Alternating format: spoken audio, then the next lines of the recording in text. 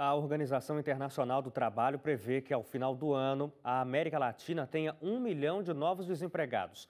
A previsão é de que a taxa de desemprego registre uma elevação entre 8,1% e 8,4%. A alta é devida ao fraco crescimento projetado para as economias da região.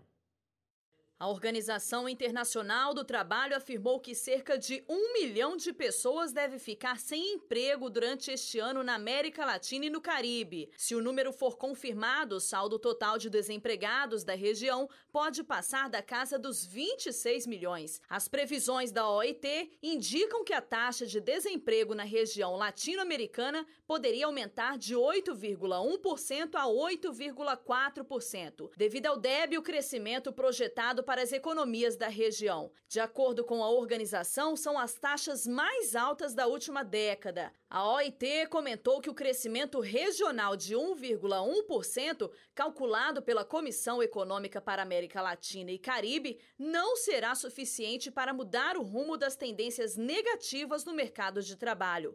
A organização alertou ainda que o aumento do desemprego pode acarretar um novo crescimento da informalidade e lembrou que 134 milhões de latino-americanos já estão nessa situação.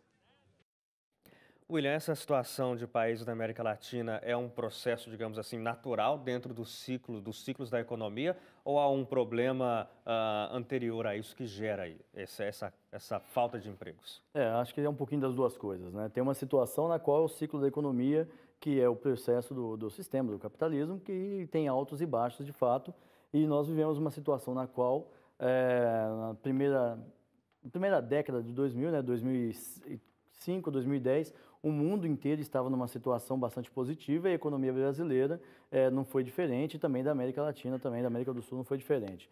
Agora nós vivemos uma situação na qual os principais demandantes dos produtos da nossa região estão em crise, a Europa, Estados Unidos, e temos uma expansão da China. E a China está cada vez mais garantindo uma expansão e nós estamos vivendo uma situação de desindustrialização negativa, né? Que é aquela na qual a indústria ela está perdendo espaço para o setor de serviços e a mão de obra que estava sendo ocupada pela indústria não consegue a mesma garantia desse espaço de trabalho. Então nós temos uma situação na qual o desemprego ele está elevado, nós temos uma situação da América Latina também tem uma discussão de geopolítica, né, uma questão de política internacional também, da crise na Venezuela, na crise da questão da Argentina, nós temos ali o Chile também, que está numa situação de questões de reforma, muito questionado pela população, a reforma da Previdência chilena. Então é uma instabilidade política que percorre, né, a América do Sul, então nesse tudo reflete, e principalmente porque os principais demandantes dos produtos estão começando a mudar a sua matriz de compra para os países asiáticos já faz algum tempo, mas agora com maior intensidade. Então nós vivemos uma situação de concorrência, de certa forma, nós vendemos basicamente produtos naturais, sem qualquer manufatura, aliás, tem manufatura ou semi-manufaturados, mas nós não temos um valor agregado que garanta uma questão de receitas que poderiam ser mais positivas. Então, nesse ponto, a América do Sul está pecando, enquanto que os países asiáticos estão exportando com valor agregado. Claro. Professor Prando, politicamente, os países vizinhos nossos aqui do Brasil, como é que a gente pode analisar? Porque a gente via um momento em que a gente tinha governos mais de esquerda, depois a gente passa por uma transição em alguns países, por exemplo, a Argentina. Mas os aspectos negativos que havia antes não são resolvidos, como, por exemplo, eu cito mais enfaticamente a própria Argentina, que passa por um processo bastante complicado neste momento com um governo de direita.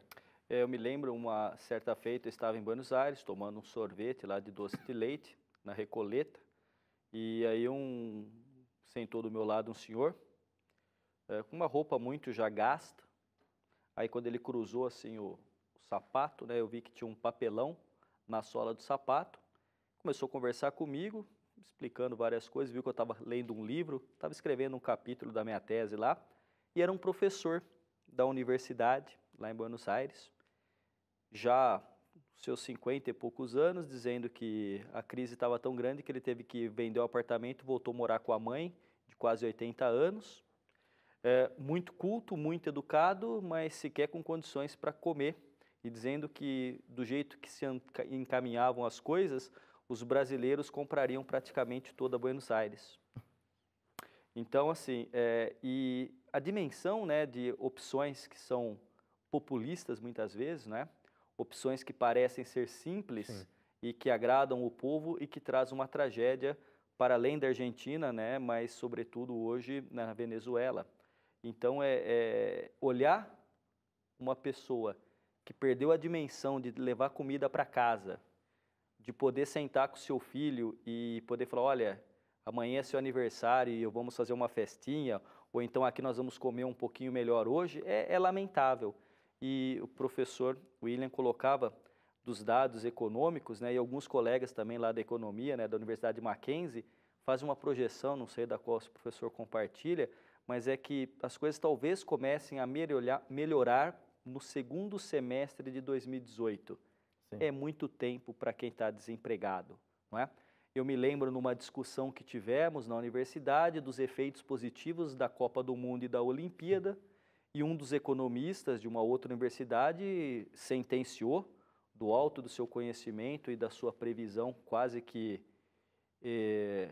inabalável, dizendo que não, que haveria sim incremento de renda, que a economia cresceria, que as obras trariam uma infraestrutura, e a gente vê o Brasil abandonado, com uma infraestrutura parada, tudo superfaturado e as pessoas ainda desempregadas, né? Agora, não existe possibilidade de você fazer uma leitura única da América Claro. do Sul, e aí eu me lembro até de um livro muito famoso de Fernando Henrique Cardoso chamado Dependência e Desenvolvimento na América Latina, inclusive escrito quando estava na CEPAL com o chileno Enzo Faleto, que a situação de todos os países latino-americanos é uma situação de dependência do capitalismo central, um capitalismo, portanto, periférico, e como bem colocou o professor aqui, na incapacidade de ter dado um salto por via educacional e da produção de tecnologia, continua ainda como o Brasil exportando commodities. Não é?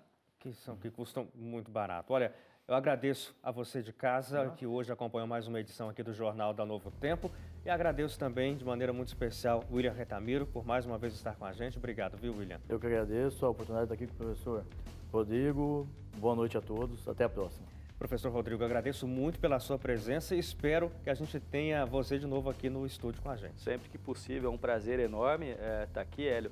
Muito obrigado pela conversa, professor William, toda a equipe muito simpática que me atendeu aqui. É um prazer enorme e deixo um abraço em nome da Universidade Mackenzie para todos vocês. Eu agradeço mais uma vez.